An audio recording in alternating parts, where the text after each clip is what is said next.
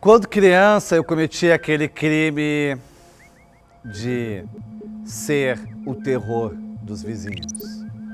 Eu quebrava a vidraça ou jogando futebol, chutava para longe, acertava sempre um edifício ou uma varanda e espatifava e aí todo mundo fugia. Ou eu realmente jogava uma pedra nos vidros das pessoas e saía correndo e corria para ninguém encontrar o meu pai e minha mãe para pagar a vidraça. E vê só como a vida ela é justa.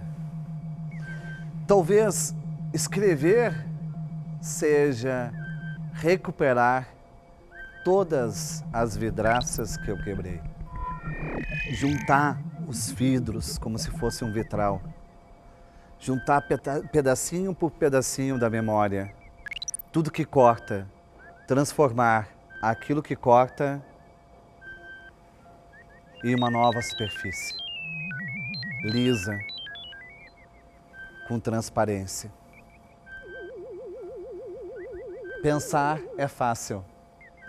Agir é difícil. Agir conforme o que pensamos é, de todas, a maior dificuldade. Goethe. Tudo que a gente faz na vida volta. Como um bumerangue, volta para te pedir a conta. O que a gente errou é dívida para a gente se esforçar e ser cada vez melhor. Bem-vindo à máquina!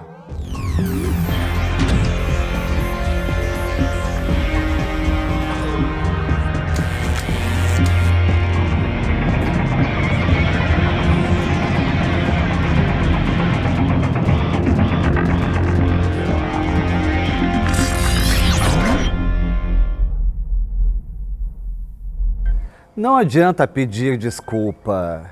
Desculpa é o primeiro passo. Porque senão vai ficar naquela lamentação e tu não tem como confiar na pessoa, se ela vai mudar o seu comportamento, adotar outra atitude. A desculpa é somente o primeiro passo.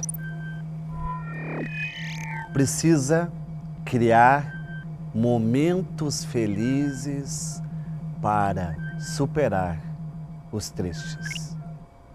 É preciso uma mobilização para não ficar repetindo o passado e inventar novos acontecimentos felizes para distanciar o sofrimento, a mágoa, o ressentimento. Desculpa é projetada para o futuro, não somente fica no passado.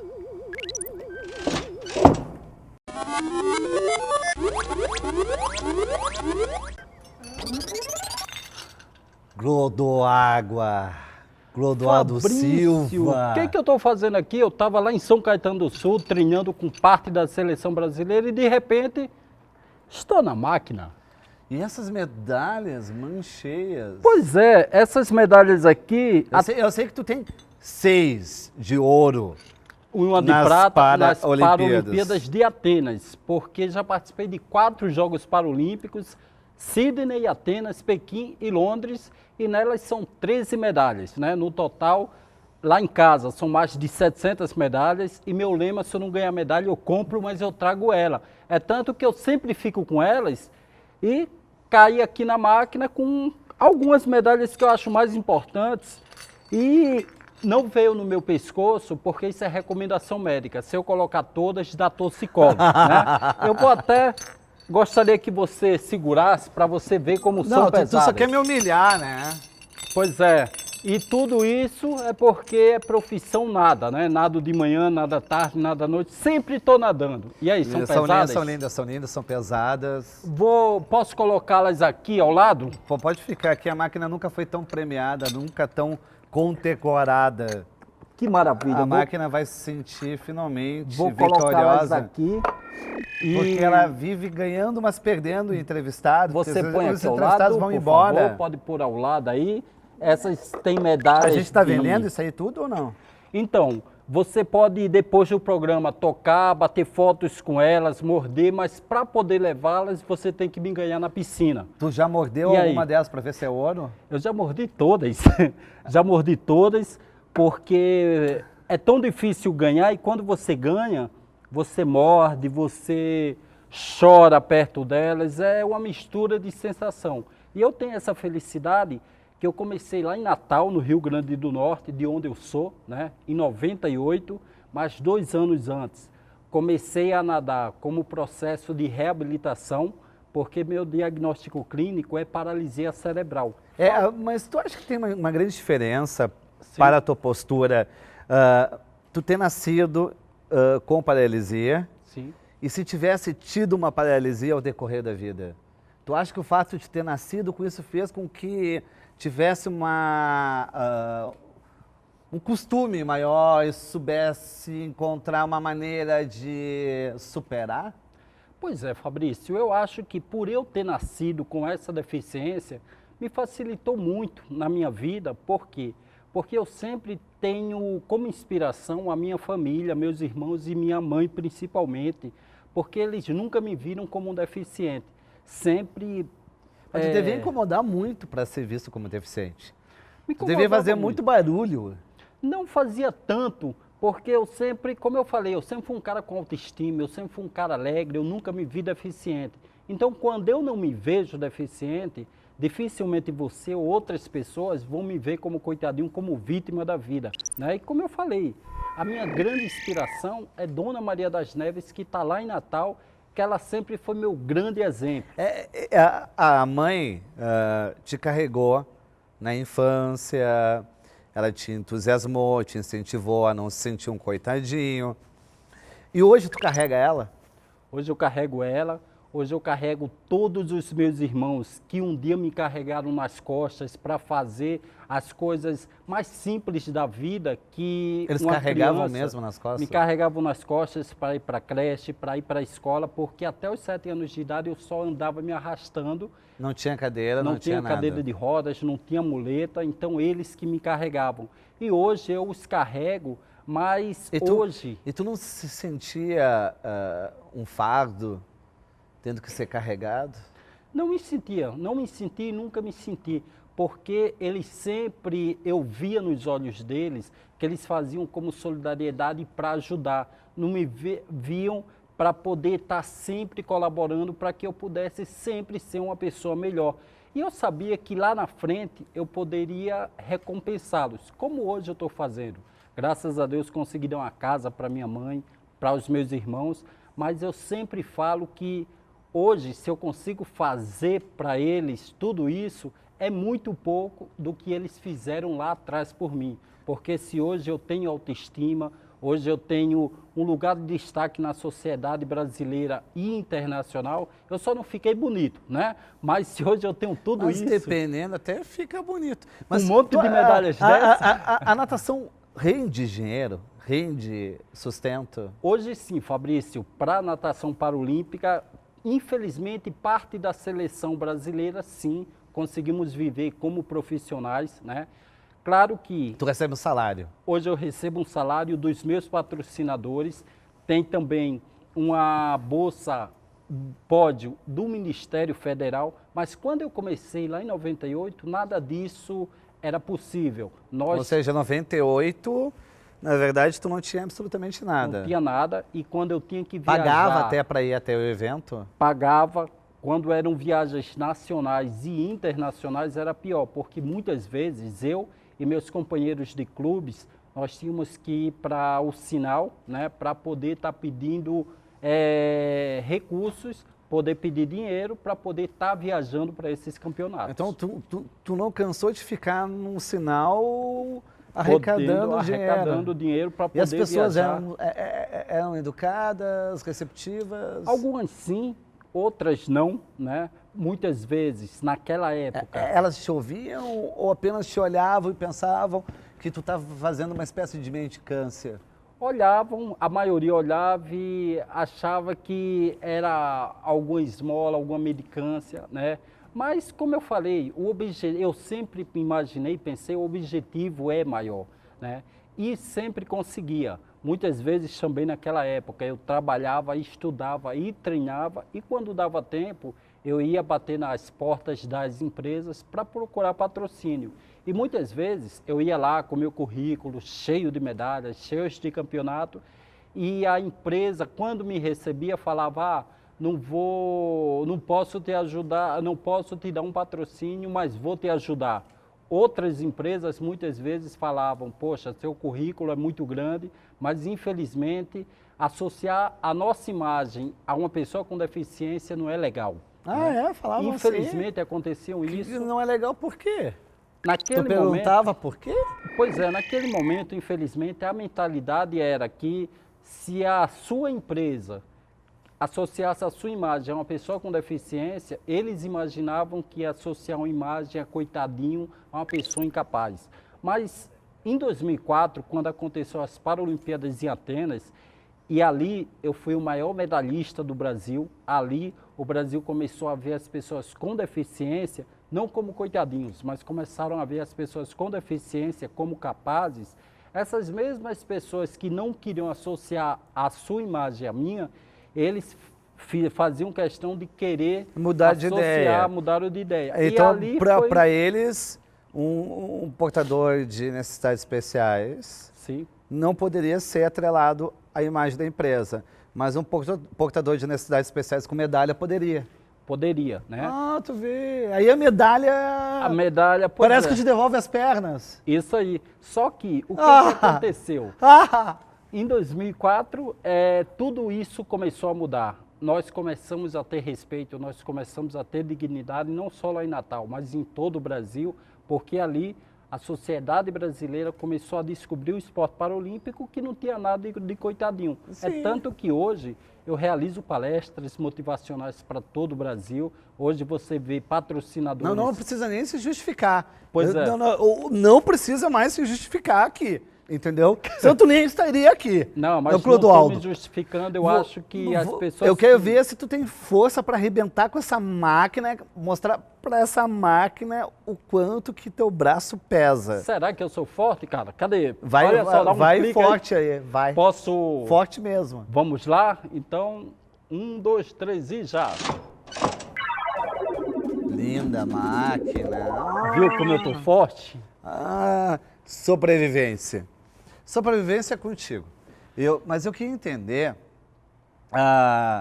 o que tu quis fazer na vida e até hoje não fez, não conseguiu fazer. Cara, o que eu gostaria de fazer até hoje era pular de parapente ali no Rio de Janeiro, né? Porque hoje eu me divido entre São Paulo e Rio de Janeiro e Natal. Já recebi convites, mas eu tenho medo de altura. E eu acho que chegando lá, eu não conseguiria fazer. Mas é algo que eu gostaria... Tem vertigem? Eu tenho vertigem e eu gostaria de superar esse medo. Casado, tu tá casado? Sou casado, tenho uma filhinha de 4 anos e meio, né? Chama-se Anitta, minha filha. E ela parece com o pai, mas graças a Deus ela tem saúde, né? Porque ninguém merece parecer com o Clodoaldo Silva. Não, mas ela sabe que tu tem medo de altura? Ela sabe que eu tenho medo de altura, mas o legal de ser pai, o legal de ter crianças é que nós somos os heróis dela, né? E ela sempre fala: papai, você é meu herói. E aí eu pergunto: por que, Anitta, eu sou seu herói? Porque você mata barata. Então não preciso... E tu mata barata... Tem que matar. Tu solta a chinelada assim ou tu atropela com a cadeira? Não, vai com a chinelada, chega lá, pega o chinelo. E eu tenho um pé que é 45, né? Então é muito grande e é melhor uma barata não passar perto de mim nem se meter comigo, que não vai ser bom para ela. Tu pode matar com o chinelo da tua mulher para não ficar tão devastador assim. Verdade. Não vou matar com a mão, mas também a minha mão é gigantesca. Mas tu não tem nojo de matar a barata com a mão? Não. Eu nunca matei e espero nunca precisar, mas eu só estou mostrando como minha mão também é grande. Olha só, galera, quiser Ele está tentando fazer uma espécie de snobismo para mostrar o quanto que ele é forte, o braço dele é forte, a mão é grande, o pé é enorme. Só falta dizer que é superdotado, essas coisas todas. Mas isso não é verdade, te controla. Não é verdade, sabe por quê? Você já viu o tamanho do pé do cavalo? Pequenininho, né?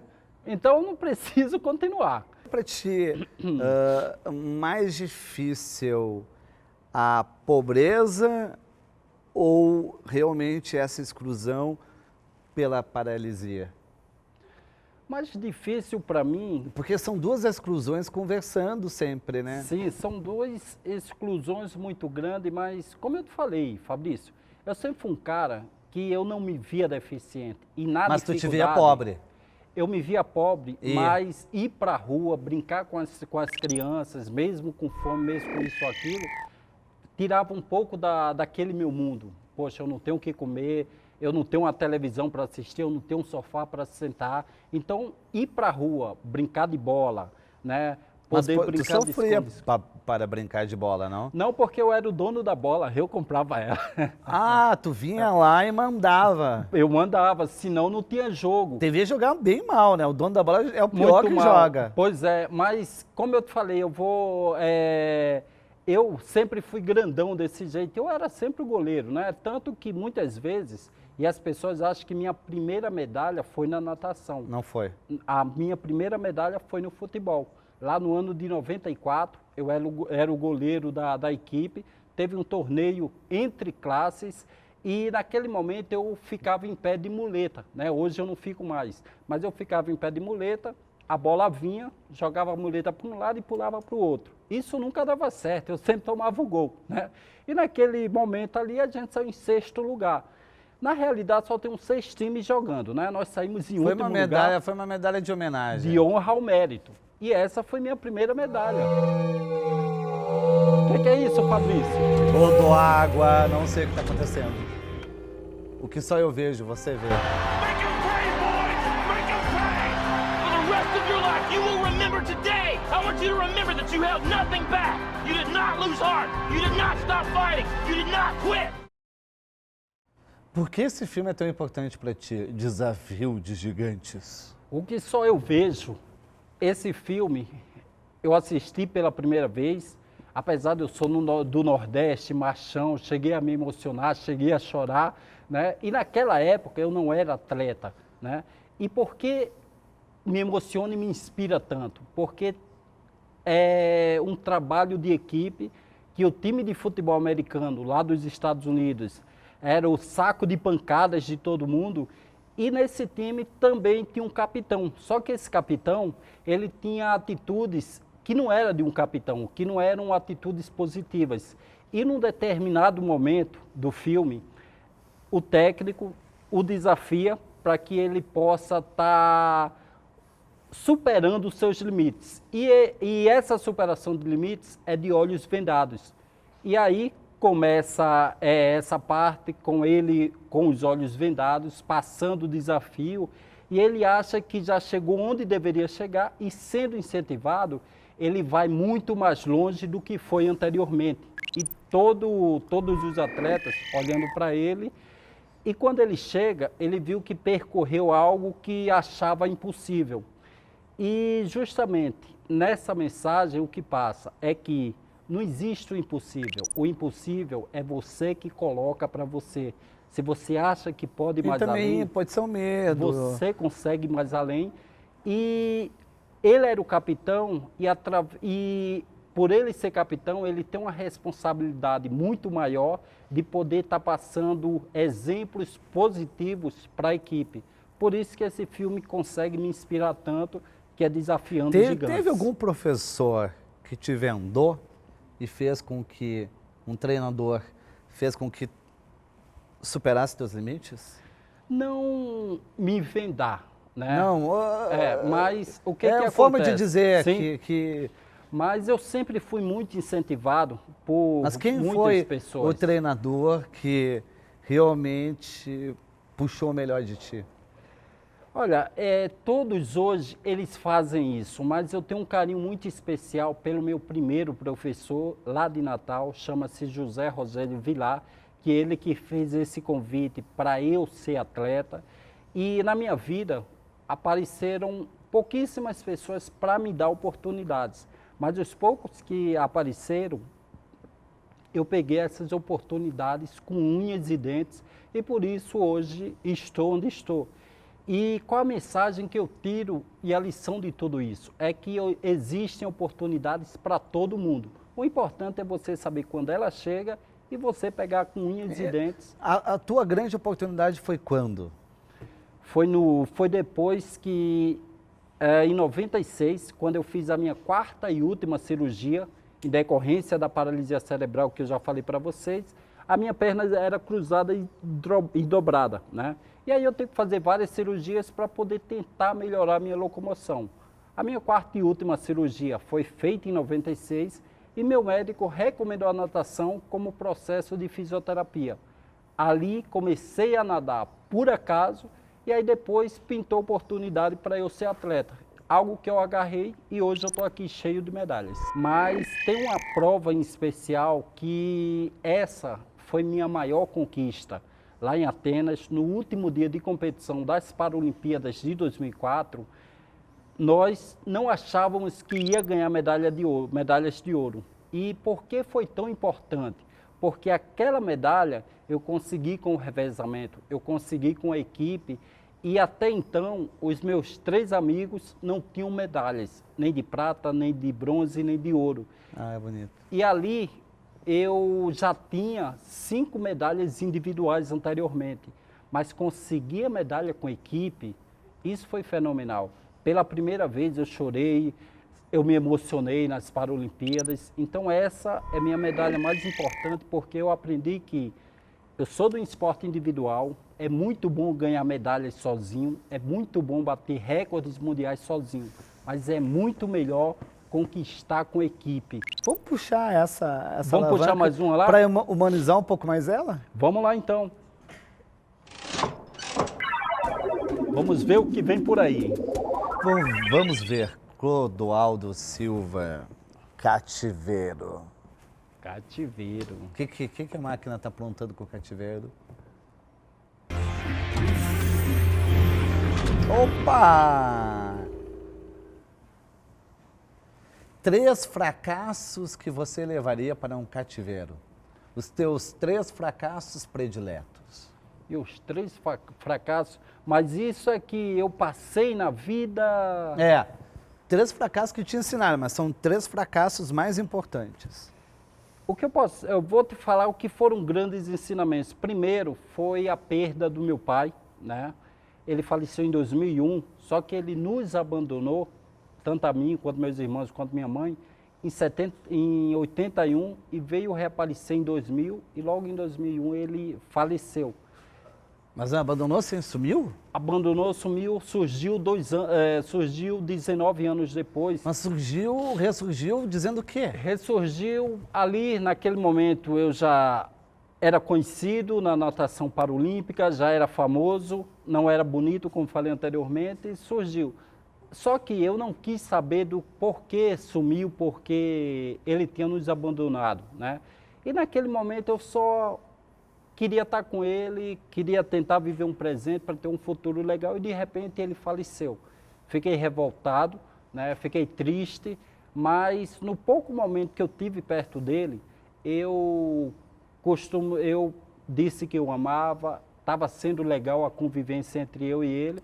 Então isso foi um fracasso, mas ao mesmo tempo isso me mostrou uma lição muito grande. O segundo fracasso qual é? O segundo fracasso foi quando a minha sobrinha, em 2007, eu morava no Rio de Janeiro, ela teve leucemia, né? Teve leucemia e foi um momento muito difícil, porque o que eu costumava saber da leucemia é que as pessoas tinham e meses, anos depois não estavam mais com a gente. Mas aquela tragédia familiar me fez crescer muito mais, me fez me fortalecer, né? Então, Isso foi um fracasso que não estava nas minhas mãos, mas eu pude aprender muito mais, a família pôde se unir muito mais. Né? Ela morreu? Não, ela hoje tem 16 anos de vida, tem 16 anos, né? É uma garota totalmente com saúde, totalmente leva uma vida normal, e isso foi um aprendizado muito grande, porque naquela época ela tinha 7 anos de idade, mas eu vi a garra, a determinação, e eu pude tirar frutos positivos com isso. E o terceiro fracasso? O terceiro fracasso, em 2012, nas Paralimpíadas de Londres, eu era um dos grandes favoritos a conquistar medalhas, e um mês antes da competição, eu acabei me lesionando, fazendo academia, e o cara que tinha chances de ganhar medalhas foi para os Jogos Paralímpicos e não conquistou primeiro, segundo ou terceiro lugar. Aquilo foi um fracasso, mas que também foi um ensinamento e, na realidade, foi mais motivação que ensinamentos que eu tirei dali, porque aquilo me motivou para poder treinar muito mais. Tu passou Londres em branco. Eu passei Londres em branco, mas aquilo me motivou muito mais para poder estar chegando no Rio 2016 com mais motivação, com mais força, com mais empenho, né? E ali em 2012, eu perdi as medalhas, mas eu não perdi para o atleta do lado que talvez estivesse preparado melhor que eu. Eu perdi para mim mesmo, para uma lesão. Foi um fracasso, mas que deu muita motivação para que hoje, em 2016, eu possa disputar minha 5ª e última Paralimpíada de bem comigo, de bem com a vida e poder estar fazendo o meu melhor. Ah, perfeito! A sirene novamente. Que foi, máquina? Clodoaldo, contagem regressiva, a máquina vai se desligar. Teu recado final, muito obrigado. Obrigado você, Fabrício, e que as pessoas que estão vendo o Clodoaldo Silva hoje possam falar, caramba, o cara nasceu em Natal, com a deficiência, tinha tudo para dar errado, mas hoje é um grande campeão.